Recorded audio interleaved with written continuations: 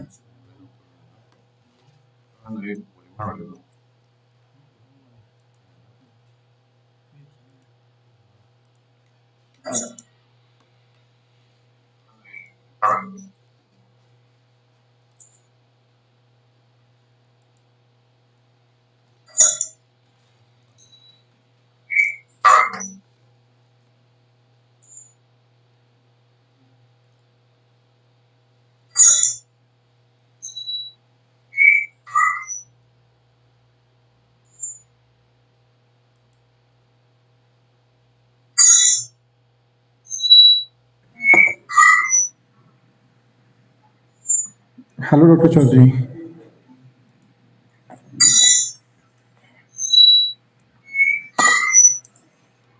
We will the director RSD is going to join in a few minutes, so we'll start after that. So we'll wait for a few minutes.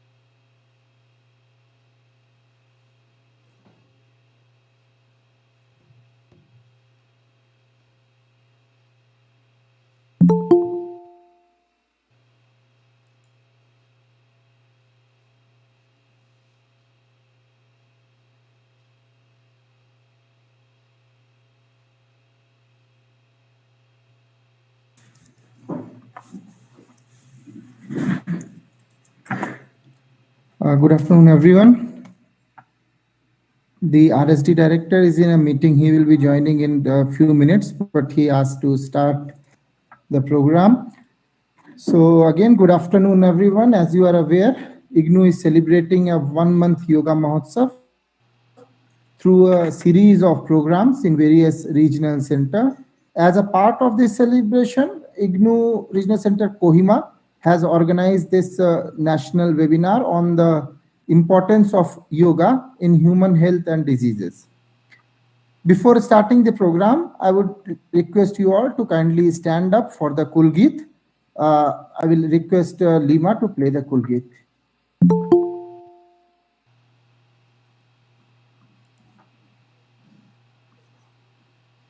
Lima? Yes, sir. I'm going to play now.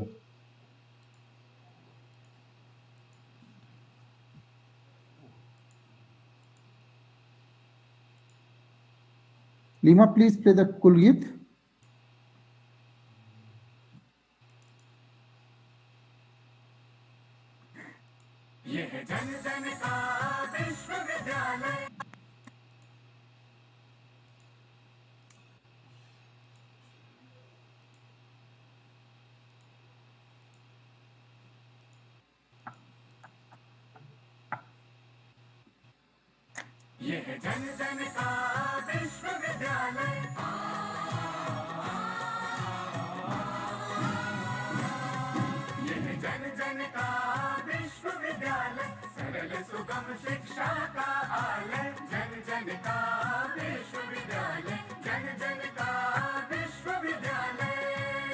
There is no sound, Lima. Sir, not audible, sir. स्वाध्याय की अनुसंधान की वंचितों को शिक्षा के अधिकार की ना उम्र का कोई बंधन ना बंदिश घर घर है बना शिक्षा का देवालय ये जन जन का विश्वविद्यालय जन जन का विश्वविद्यालय जन जन का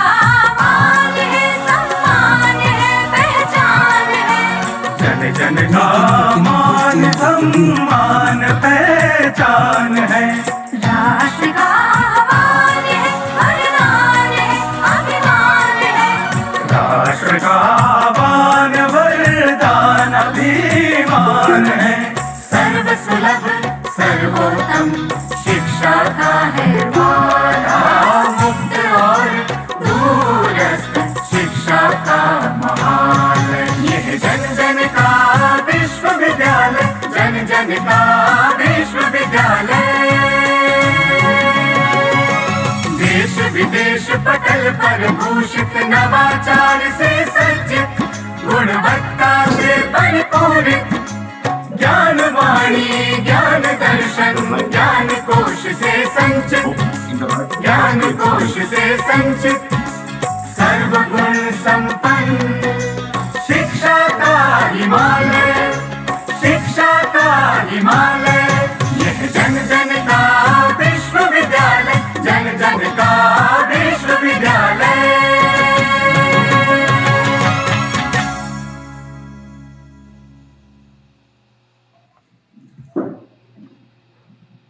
I'm sorry, the audio was present in the live streaming, but in Google Meet, I do not know. Somehow it was not being able to play. We'll continue with the program. Respected Director, RSD, and the distinguished guest of today's program, Professor Pandey, the keynote speaker, Dr. Bishnu Choudhury, the regional directors and assistant regional directors of various regional centers, esteemed guests and colleagues, ladies and gentlemen. Yoga has been a subject of research in the last few decades to treat several diseases like mental stress, obesity, diabetes, hypertension, and so on.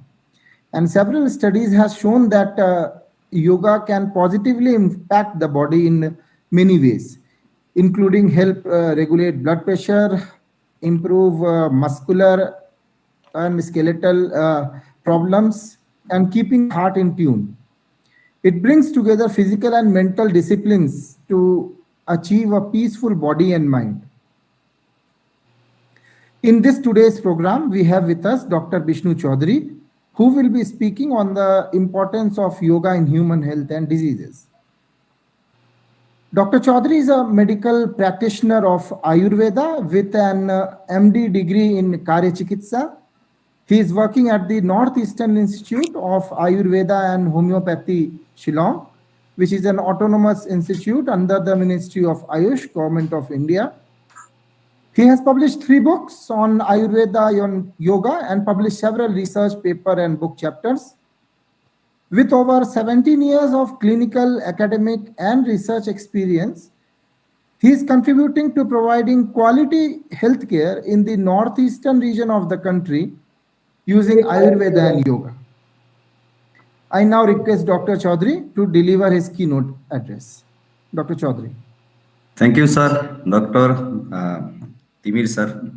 So first of all, I like to provide my thanks to the Honorable Vice Chancellor, Sri Nageshwar Rao, sir, IGNOU, and all the regional directors and distinguished guest of honors, and my friends and participants who are present in this webinar. First of all, I used to provide my thanks to Timir sir, Timir Tripathi sir, Regional Director, IGNOU Kohima, Regional Centre Kohima, for giving me the opportunity to talk about yoga in front of you all. So without wasting the time, we will come to the point. Now the yoga is the hottest topic or talking point, not only in India, but all over in the world. So because its benefit, yoga is talking about all over India due to its benefits. So recently, last 8 years, this will be the 8 years, we are going to celebrate 8th International Yoga Day. So I think this program is also organized as a part of celebration of 8th International Yoga Day to be celebrated on 21st of June 2020. So let me share the screen.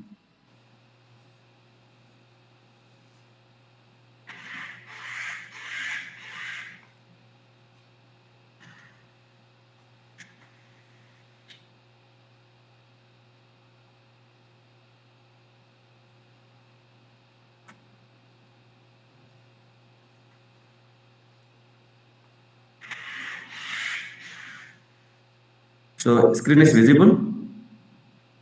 Sir, screen is visible? Not now. Yeah, now it is visible. Yes, sir. Today I am talking about importance of yoga in human health and disease. So International Yoga Day, this is started on 2015, and its main purpose is yoga for harmony and peace. So what is International Yoga Day? So it's very much important for all over the world. So little bit about the background of International Yoga Day. The International Yoga Day has been celebrated annually on the 21st of June since 2015. The idea of an International Yoga Day was first proposed by the current Prime Minister of India, Sri Narendra Modi ji, during his speech at the United Nations General Assembly held on 27th of September 2014. He had suggested the date of 21st June as it is the longest day of the year in the Northern Hemisphere and shares a special significance in many parts of the world. Modi ji also stated during his speech, yoga is an invaluable gift of India's ancient tradition.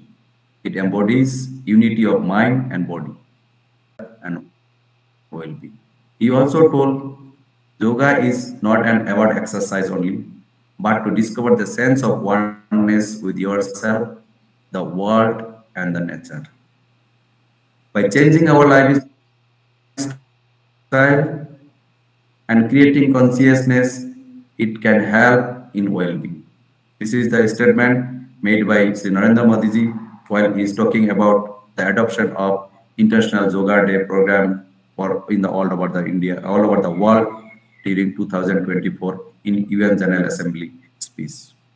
So now main point is, as we have seen in Northeast, people are saying yoga is religious. Many controversies sometimes we used to face to reply. Whether yoga is religious? No. Yoga is not a particular denomination or religion, but yoga is an age-old practice based on a harmonized system for the body. It does not conflict with personal belief. It is simply a vehicle to help one transform oneself by promoting conscious connection with oneself, the world, and the highest truth. So there is no direct relation with yoga, religion with yoga. So that is only conflict means personal belief. So everybody can practice yoga. This is only for our healthy living, or inner peace of mind. So we can adopt yoga as a non-religious thing, and it is only for health benefit. So why we should do yoga? What is the benefit of yoga? We all talking about yoga? Yoga is a way of living that aims towards a healthy mind in the healthy body. So we should have first healthy mind, then we can have healthy body. Human is a physical, mental, and spiritual being. Every human has having three characters: physical, mental, and spiritual. So yoga helps to promote a balanced development of all the three. Other forms of physical exercise like aerobics assures only the physical well-being. Whatever exercise and gym people are doing, these are only they can be given only the physical health, but not the mental and spiritual health, which is very mandatory for a peaceful and healthy life. Regular practices of yoga promotes strength, endurance, and flexibility, and felicitates characteristic of friendliness, compassion, and greater self-control while cultivating a sense of calmness and well-being. So what is yoga? We should know what is yoga. This is a brief introduction we have given. So it is a Sanskrit, the word is coming from the Sanskrit root that is jus, which means union or to join, and to direct with concentrate one's attention. So Sanskrit slok is very simple slok told in Ayurveda text and Ved. Jujire yoga. That means that which unites is known as yoga. That which brings about the union of soul with the God is yoga. This is a basic description found in the Ayurveda classics and as well as in the Ved. So other definition, whatever told in our Bhagavad Gita regarding yoga. Yoga chitta vitta nirodha. That means cessation of mental modification. Samattam yoga uchyate. That means yoga can have state of balance between failure and win, and also to balance between body and mind. Tam vidya dukh sanjava viyoga yoga sangatam. Remaining unbound with the happiness and miseries of the world yoga. Also told in Bhagavad Gita, yoga karmashu kaushalam. Yoga is a skill performance. So according to the B.K.S. Iyengar, one of the renowned yoga personalities, he told yoga is an education that helps in character building. It is a general system set of practice through which one can attain supernatural power through the process of concentration. According to the Swami Aurobindo, the role of yoga is all-round personality development on a physical, mental, emotional, as well as spiritual and intellectual level. Following the worldwide commercial success of yoga, the industry reports an increase in yoga participation since 2014 by the initiative of our Honorable Prime Minister Sri Narendra Modi. So what is the origin of yoga? Where from it's come up? So with the origins in 5,000 years BC, it's originated in India. The yoga combines specific posture, that is asana, breathing techniques known as pranayama, meditative techniques, meditation, that is dhyan, chanting of mantras, that means chanting of certain spiritual word in rhythmic manner, that is known as mantra, and wisdom teaching to encourage health and relaxation. Today, many people identify yoga only the asana, the physical practices of yoga, but asana is just one of the many tools which used for healing the individual. Only doing asana is not yoga. Yoga we have to do all like asana, pranayam, meditation, including chanting of mantras. All includes yoga. Yoga philosophy and practices were first described by Patanjali. I think everybody heard about Patanjali. Patanjali's Yoga Sutra is the widely acknowledged authoritative text of yoga. So we used to follow the Patanjali Yoga Sutra or Patanjali textbook of yoga. This is the main original text of yoga, what people worldwide people are adopting and following. So what are the obstacles in the path of yoga? So how it will create problem for other people. How we have to, what is the problem nowadays we are having, we cannot do yoga. Main thing is eating excess food leads to laziness. Excess of work leads to exertion. Excess talk leads to hatred, jealousy, anger, etc. Giddiness, disease. These are the all obstacles in the path of yoga. So the factor responsible for yoga siddhi. The first sector is enthusiasm, brave, patience, philosophy knowledge, willpower, resolution. If those people having this character, they only can do yoga and get the optimum benefit. Now come to what we should not do yoga. So as we know what is yoga, now we have to know when we should not do yoga.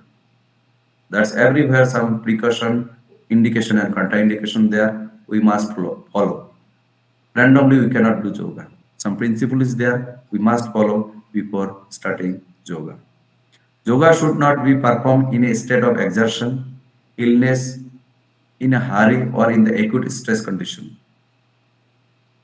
Women should refrain from regular yoga practices, especially asanas during their menstruation cycles. Relaxation techniques and pranayama can be done instead in this time also. Do not perform yoga immediately after meal. We should not do yoga or any kind of exercise immediately after taking meal. At least we should wait 2 to 3 hours after a heavy meal. Do not shower or drink water or eat food for the 30 minutes after doing yoga. So immediately after any type of exercise or yoga, we should not have food at least half an hour. During illness or any kind of surgeries or any sprain or fracture, one should refrain from yoga practice. They can resume yoga after consulting the expert or after healing out their problem. Do not do strenuous exercise of yoga after yoga. Do not practice yoga in adverse and extreme weather condition, whether too hot, too cold or humid. We should not do yoga. So now what is the protocol for doing yoga? Cleanness is the main important things described while we should do yoga. Cleanness is an important prerequisite for the yoga practice. It includes cleanness of the surrounding body and mind. Cleanness not only in your area or room, at least it should be your physically also you should clean and mentally you should clean. Asana should be practiced on the empty stomach.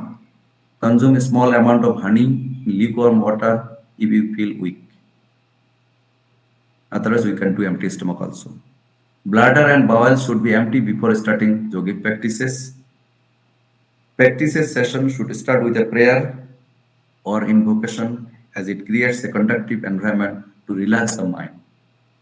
Yogic practices shall be performed slowly in a relaxed manner with awareness of the body and breath.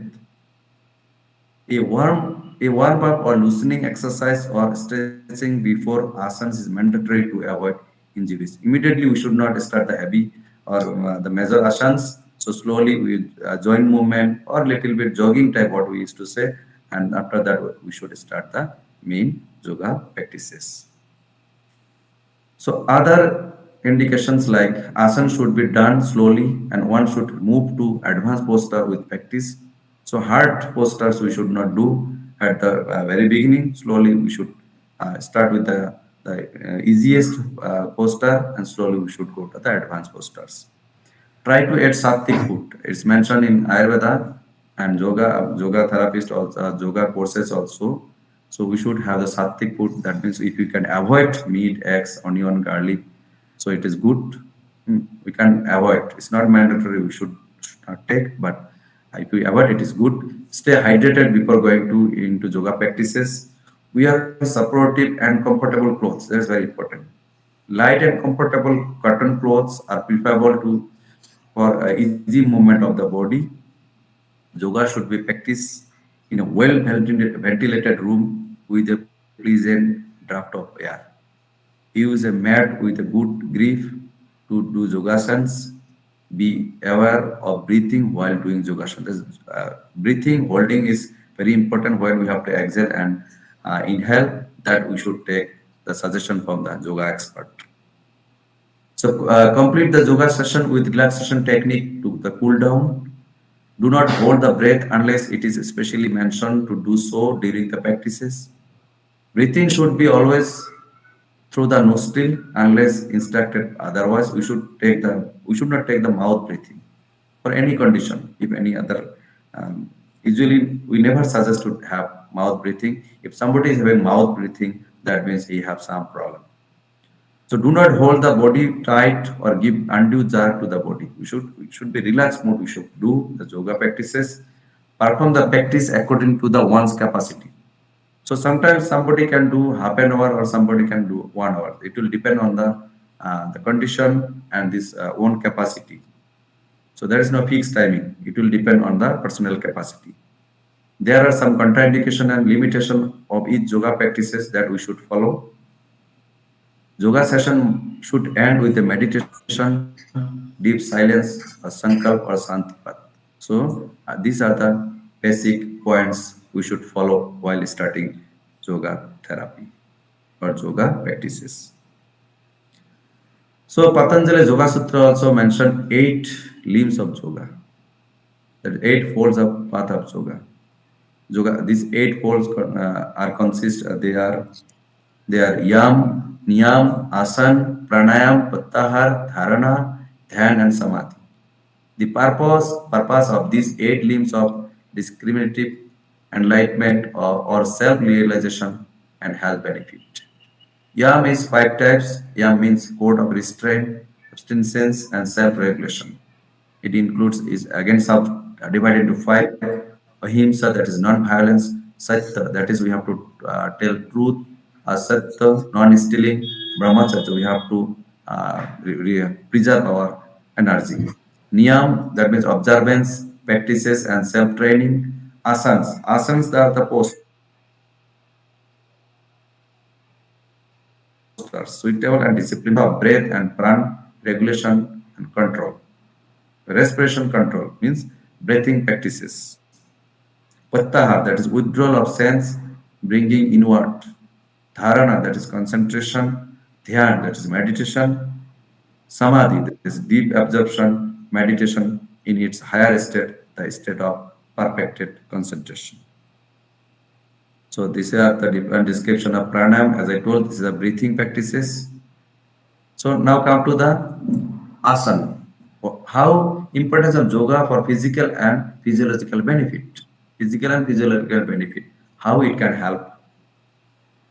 So yoga improves circulation of the vital organs to the proper functioning of the body. Yoga nourishes, stimulates, and maintains the vital balance of all the endocrine glands which governs growth and development. Yoga improves immunity and functions such as digestion, respiration, so that there is more energy available for the growth of the child or as well as of the adult. We have seen last 2 years during COVID pandemic, yoga helps lots to improve the immunity along with those having already infected to fight among the dreaded COVID viruses. Those are people are doing practices yoga regularly, their immunity will be proper and they can fight any kind of SARS, infectious or non-communicable diseases.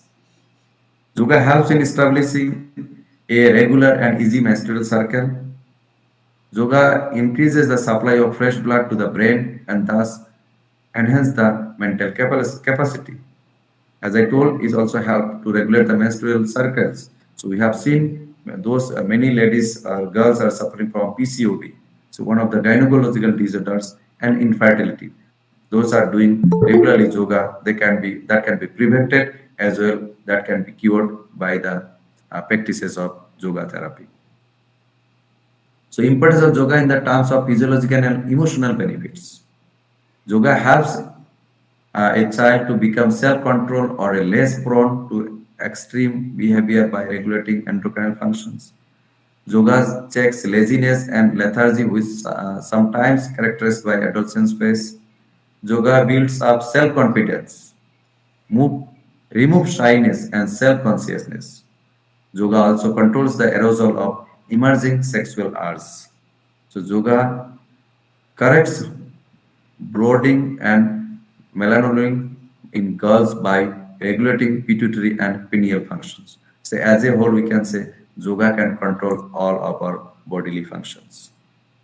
So now come to medical yoga. So everywhere there is two aspects, preventive and curative. So medical yoga is defined as the use of yoga practices for the prevention and treatment of medical conditions.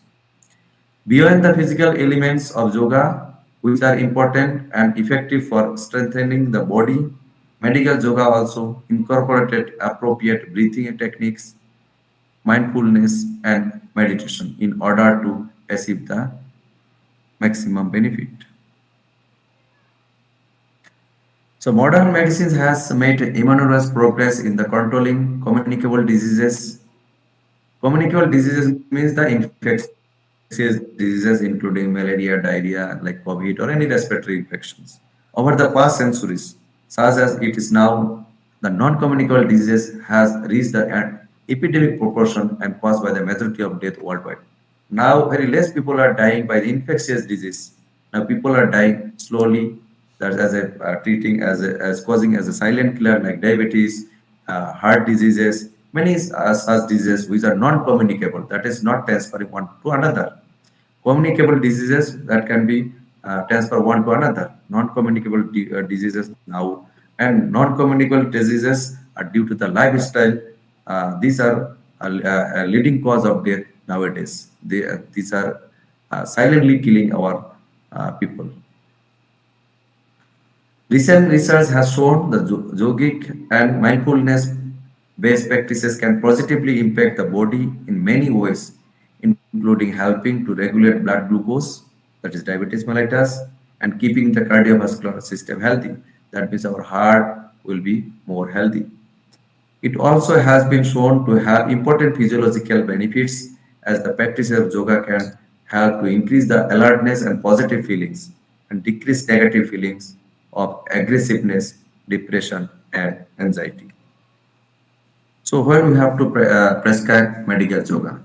Medical yoga as considered here comprise the use of traditional yogic practices to prevent, cure, and or to control the disease. The ideal medical yoga prescription includes yogic practices of breathing technique, bodily postures, meditations, technique, and self-reflection. A healthy, nourishing diet, reducing substance such as caffeine, tobacco, drugs, and alcohol, healthy sleep hygiene, and appropriate support, which may include family, spouse, children, friends, and or support group with or without psychotherapy. It is important that medical yoga therapy should start gently and with self-compassion. So how the yoga is working? Many people are used to ask whether yoga is working and how it is working. What is there any scientific basis? Yes. Yoga brings the autonomic nervous system into the healthy balance. by stimulating their parasympathetic nervous system. Yogic practices work by decreasing the physiological arousals and quieting down this continual play of the autonomic system. They can reduce one's heart rate and blood pressure, ease one's respiration, and increase the heart rate variability. All signs of improvement of sympathetic tone. So usually this yoga and stimulates our organs also. Sometimes we used to see we are very lethargic, our body is not moving, we are sitting long all the day or sedentary lifestyle.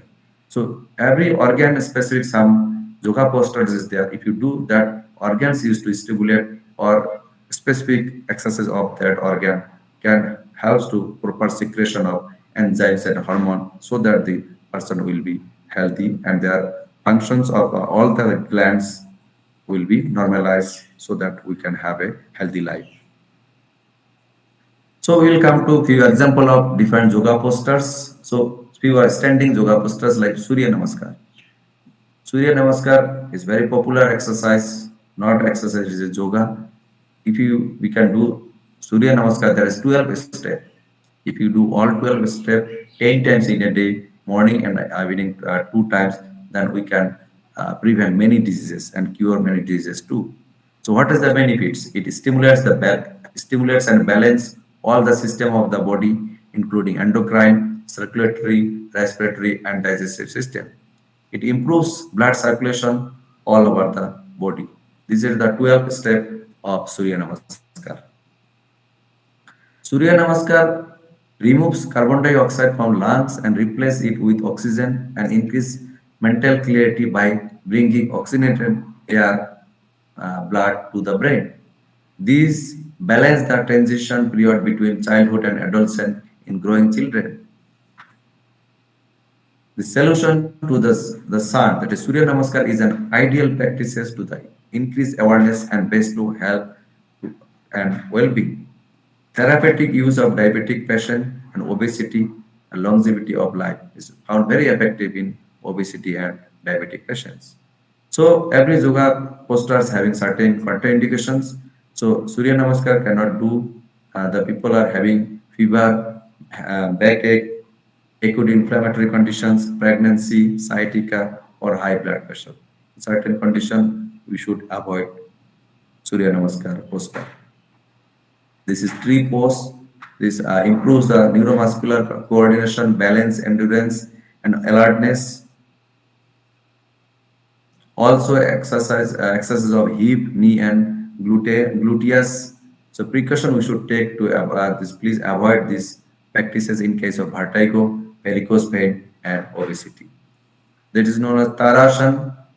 It helps to develop physical and mental balance, correct faulty posture, and help to increase the height up to certain limit. Okay, up to the certain limit, it can help to increase the height. It increase expansion and capacity of lungs, improves blood circulation, improves neuromuscular coordination, balance, and concentration. It should not do those patients having varicose vein and vertigo. This is Trikonasana. This is now come to the sitting posture. This is Vajrasana. This is a very easy posture. It increases the efficiency of digestive system, useful in hyperacidity, alert the flow of blood and nerve impulses in the pelvic region. It is preventive measures against hernia, also helps to relieve piles. Precaution, please avoid these practices in severe arthritis, knee injuries, and varicose vein. This Ustrasana, very useful in the digestive system and reproductive system, generate favorable influence over ovaries, thyroid, and other endocrine gland. Please avoid in hernia, back problem, vertigo, and pregnancy. Shashankasana is helpful in reproductive system, tone the pelvic muscles, regulate the functions of adrenal gland, helpful in diabetes and constipation. Please avoid in back problem and hypertension. Mandukasana, this is a folk pose. It improves blood circulation to the face and head region, reduce Abnormal fats stimulates pancreas gland, so helpful in case of diabetes. Precaution, please avoid in high blood pressure, peptic ulcer, that means gastric ulcer, hernia, back problem, that is backache, glaucoma, that is eye problem, conjunctivitis also eye problem, and during menstruation and pregnancy, we should avoid this poster. Gomukhasana, it stimulates kidney functions, it induce relaxation, alleviates tension and anxiety, backache, sciatica, diabetes, produce favorable influences in the sex organ. Precaution, do not practice in severe arthritis, acute painful condition in shoulder and hip, and also in piles. Ardha Matsyendrasana, it benefits like it tones the nerve of the spine, relax muscular spasm, massage abdominal organs, elevate digestive elements, regulate adrenal gland, also useful in constipation and colitis. It is a very good practices for diabetes mellitus too. So we should not do while person is having backache, severe arthritis, and during menstruation and pregnancy. The Ardha Matsyendrasana is contraindicated. Next, come to Bhujangasana. This is also very easiest asanas. It improves circulation of the back region and toning the spinal nerves. It tones the reproductive system, stimulates digestive system, relieves constipation. Very useful in backache, precaution hernia, intestinal tuberculosis, and pregnancy. Shalbhasana. It promotes venous drainage and fresh blood supply to the abdominal viscera and sex organ. Entire alimentary canal reconditioned by this posture. Pancreas and adrenal gland toned, balance the secretion. Spinal column is also alignment of the spinal column. Somebody is having spinal column problem, they can do. Is also found helpful in case of diabetes, colitis, and menstrual disorder. So precaution would be cardiac patient, hernia, piles during menstruation or pregnancy should not practice these asanas. So maximum asanas we should not do during pregnancy and menstruation. For pregnancy and menstruation, different asanas is there. Pavan Muktasana. It helps to digestive and your pelvic organ along with your reproductive organs. Useful in the treatment of impotency, that's infertility, menstrual disorder. Effective in removing the constipation. And also we should avoid in this Pavan Muktasana in case of high blood pressure and backache. Sarvangasana. This stimulates thyroid gland, digestive system, circulatory system, nervous system, and endocrine system.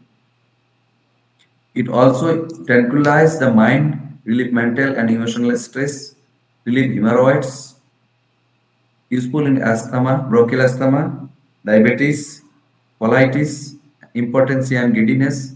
We should avoid these practices during high blood pressure, backache, and during menstruation and pregnancy. This is Halasana. The same type of benefit we can get effective in elementary, there is gastrointestinal system, and also helpful in your nervous system also, and it's clear, mind clear. Any thought, wrong thought or bad thought is coming out, that can be helpful by doing this posture. So sexual problem and constipation also, it is very much effective. It's also effective in digestive systems, promotes production of insulin by pancreas, it improves kidney and liver function, bronchial asthma, bronchitis, boosting of immunity is found useful. It should not done during if somebody is having high blood pressure, backache during pregnancy and menstruation. This Mastasana will not go all one by one.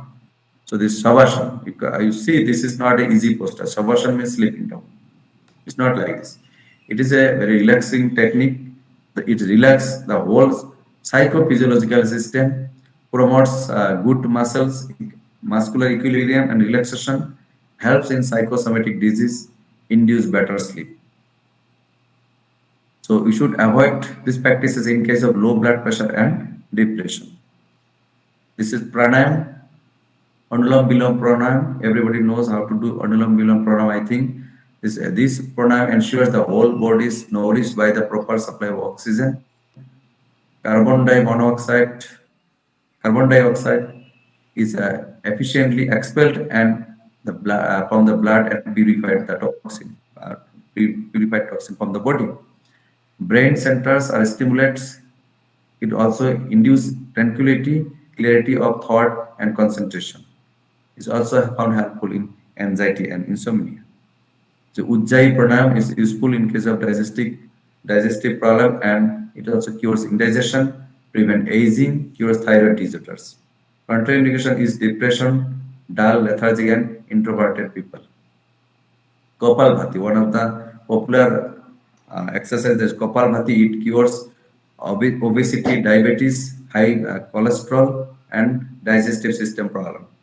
It is contraindicated in hypertension, heart disease, vertigo, hernia, gastric ulcer, and pregnancy. This is Brahmari Pranayam. Brahmari Pranayam relieves the stress, elevates anger, anxiety, insomnia, and reducing blood pressure. The vibration of sound creates a soothing effect in the mind and the nervous system. So actually, without showing the how he is to do practice, it's very difficult to say how it is effective. If somebody knows the procedure, is very they can feel how it is helping. So only this is in a theoretical lecture, but you can take the help of yoga instructor and you can start the practicing of yoga postures and pranayama. So at least we should do 5 to 15 rounds. So yeah, best practices we should do in the night and when there is everything is silence, or in the morning. So contraindication is patient suffering from ARP infection, we should not do. If somebody is having ARP infection or pus is coming out, you should not do. It is very helpful. Also tinnitus, somebody's sound is coming from the ear. This known as tinnitus is very effective or found very curative result. Somebody is doing regularly this Brahmari Pranayam, tinnitus can be cured. So practices for now, yoga practice for diabetes. So this certain asanas and pranayam is found very effective. If somebody has a diabetes, the blood sugar can be controlled very effectively. There's a Vajrasana, Tarasana, Surya Namaskar, Ardha Matsendrasana, Bhujangasana, Shashankasana, Gomukhasana, Halasana, Shavasana, Mandugasana, Dhanurasana, along with pranayam, Bhastrika, Brahmari, Ujjayi, and Kapalbhati, that is very effective for the treatment of diabetes mellitus. So yoga for obesity. So this asanas, Vajrasana, Surya Namaskar, Pawan Muktasana, Padahastasana, Paschimottarasan, Dhanurasana, Halasana, Viparit Karini asanas, along with Bhastrika and Brahmari Pranayam, is found very effective in the treatment of obesity. So this is a brief lecture on yoga, how we should practice, and what are the general rule regulation, and how we should do yoga, and what are the concept about yoga in our Veds and our in Vedic literature, along with in the Ayurveda. So thank you for your patience hearing. Thank you, Timir Tripathi sir, for inviting me to share my thoughts regarding how yoga is helpful for the treatment and as well as prevention of different disorders. Thank you, sir. Thank you, Dr. Choudhury, for this wonderful lecture. It was very impressive, and you provided very details about the postures and practices that during yoga when people can use it. So indeed, the general perception about yoga is asana and pranayama, and a short period of meditation, which for therapeutic purposes, which is not correct. As you rightly said, yoga actually means the union of individual consciousness with the supreme consciousness. It is actually a holistic way of life, leading to a state of complete physical, mental, social, and spiritual well-being. So thank you so much again for coming to this program and delivering this wonderful talk. Thank you. Continuing with the program, if I can see the director RSD could not join today. I had a talk with him, so he was busy in some urgent meeting. So he cannot join today. So we'll now request Dr. Shimray, Assistant Regional Director of Regional Centre Kohima, to deliver the formal vote of thanks. No, anybody is having any query, they can ask, please. Yeah. I think. Yeah. If anyone is having any query, then please. If there is anyone who, yeah.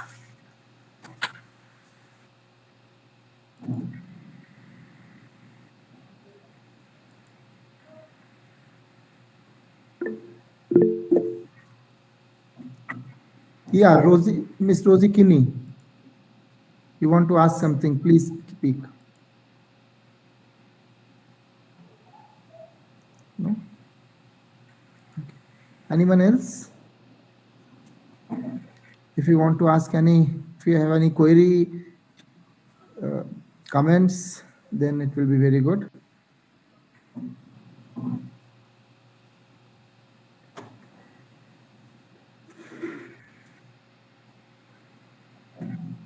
Okay, I think there is no any query. So I'll request Dr. Shimray to propose the formal vote of thanks. Okay, thank you. Respected resource person, Dr. Bishnu Choudhury, Regional Director, Dr. Dimir Tripathi, Regional Directors from other regional centers, coordinators from different regional center of RC Kohima, other distinguished participants, and my colleagues from the regional center. At the outset, I would like to give special thanks to our resource person, Dr. Bishnu Choudhury, who have accepted our invitation to deliver lecture on importance of yoga in human health and diseases. It was indeed very insightful, and I'm sure this will help us in our day-to-day life. Thank you so much, sir. We look forward your support even in the days to come. Secondly, I would like to thank the regional directors from other regional centers for your kind presence. Your presence has made this program a success. I also like to, thank all the coordinators from all the study centers for your kind presence. Your presence has made this program a success. Last but not least, I would like to thank my colleagues from the regional centers for making the necessary arrangement for the success of this program. So with this, I thank each and every one of you. Thank you so much. Thank you, sir. Thank you so much, Dr. Shimray. I may now request all to kindly stand up for the national anthem, following which we will disperse. The sound is coming actually, but I do not know why it is not coming on Google Meet, but it is there in live Facebook and YouTube. So Lima, can you play the national anthem now?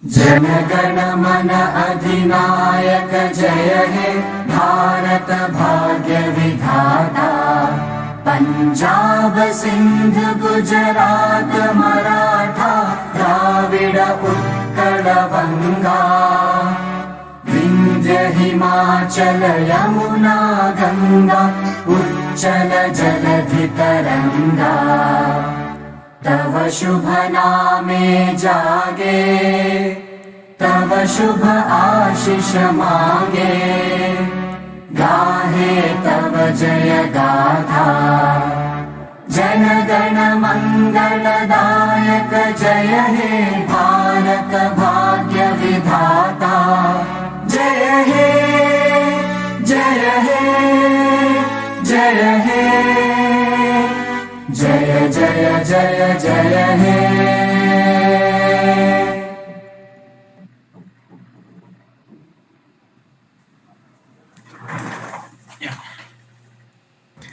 Thank you, everyone. Thank you so much, Dr. Vishnu. It was a wonderful and very you, sir. Thank enlightening, you. detailed talk. Thank you so much. Thank you, sir. Thank you very much. Thank you all. Thank you, everyone. Have a good day. Thank you, everyone.